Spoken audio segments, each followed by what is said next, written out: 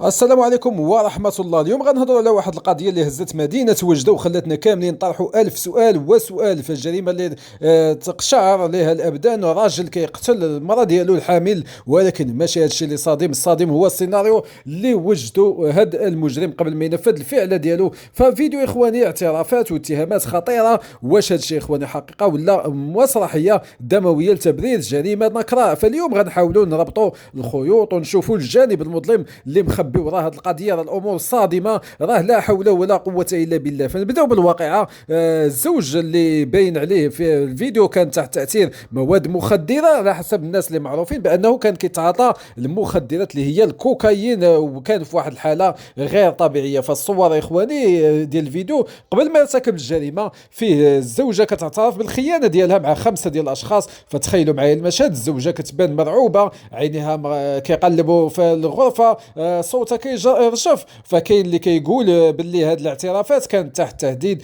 بالسلاح الابيض. فبطبيعه الحال يا اخواني فكاين بعض المستجدات اللي كتقول انه روايات من الجيران كتقول باللي الزوج كان ديما كيخبي الهاتف ديال السري في الغرفه ديال النوم، وكان كيسجل كاع التحركات ديالها. يعني القضيه مديور لها سيناريو قبل باسابيع. واش يعقل اخواني امراه حامله في الشهور ديال الاخيره وفي ديك الحاله ديال الخوف كتكون بطبيعه الحال كتهضر بعقلها؟ هادشي اخواني كيبان باللي كان تخطيط مدروس باش الا وقعت شي حاجه يلقى راسو مخرج قانوني، او على الاقل يبرر الفعل ديالو قدام الراي العام. فهو طلب منها باش انها تقول ديك الهضره في الفيديو ويوثقوا في مواقع التواصل الاجتماعي. كنهضروا على الفيديو على الكونت ديالها في التيك توك اللي حاليا اخواني مازال فيه هذا اللايف اخواني اللي كان صعيب اننا نتقبلوه. فالزوجه كتعترف بانها خانته مع خمسه ديال الاشخاص لسبب وحيد هو المال. فبطبيعه الحال هنا من بعد يومين غادي يجهز عليها، ولا غادي يخلي هذا الفيديو غادي يرميه في مواقع التواصل الاجتماعي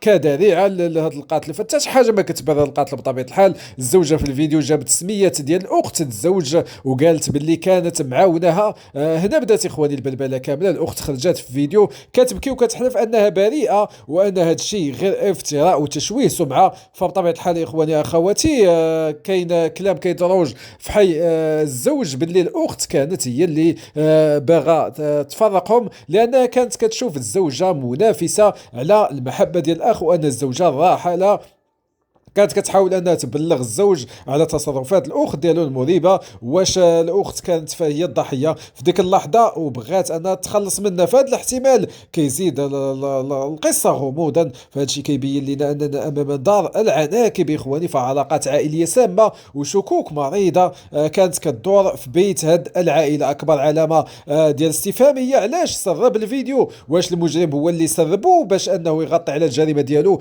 المصادر كتقول باللي الفيديو انتشر في توقيت محسوب باش انه يلهي الناس بالهضره على الخيانه وينساو ان كاين روح ازهقت يعني ديال الزوجه والجانين ايضا. فكاين مصدر مقرب من التحقيق كيقول باللي البوليس لقاو كراسه او مذكرات عند الزوج كاتب فيها اللائحه ديال الاسماء ديال الاشخاص اللي كيشك فيهم انهم كتخونوا معاه. يعني السيد كان عارف بانها ما كتخونوش، وربما كان عنده وساوس. وهذا الشيء كيبين علاش انه كتب بعض الاسماء اللي كاتب عليهم بانه كيشك بانها ممكن تكون خنانته معاهم. يعني ما عارفش وما شاد عليها حتى شي دليل. فحرام هذا الشيء اللي كيوقع صراحه. السيد مضطرب عقليا، فقلوبنا كتحرق ملي كتشوف كيفاش ولات النفس البشريه رخيصه، وكيفاش شي حد كيستعمل التكنولوجيا باش انه يغطي على جريمه قتل بدم بارد. راه لا حول ولا قوه الا بالله. شكرا لكم اخواني على المتابعه، والسلام عليكم ورحمه الله.